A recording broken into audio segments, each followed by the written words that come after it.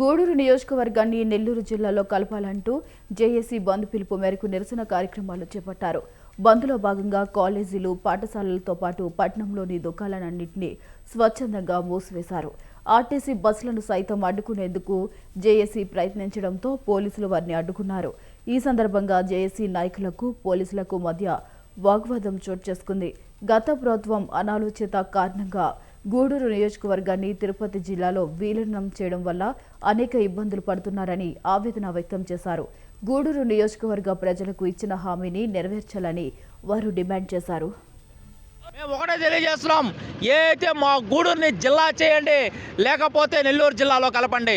గతంలో 2021లో ఈ YCP government ఏం చేసిందంటే ఈ పిచ్చివాడి చేతికి రాయి ఇచ్చినట్టు జిల్లాలు విభజన చేసి మా గూడూరుకి అన్యాయం చేశారు.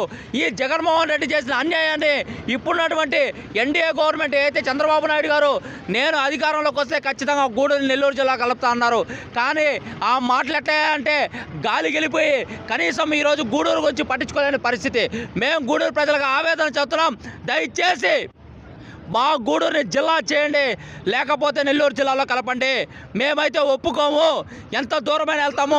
ఈ ఉద్యమం కోసం మేము మా ప్రాణం ఉన్నంత వరకు, ఊపిరినంత వరకు పోరాడతామని చెప్పి ఆర్టీసీ బస్టాండ్ వద్ద విద్యార్థి యువజన సంఘాలు జేఏసీ ఆధ్వర్యంలో బంద్ నిర్వహణ జరుగుతోంది.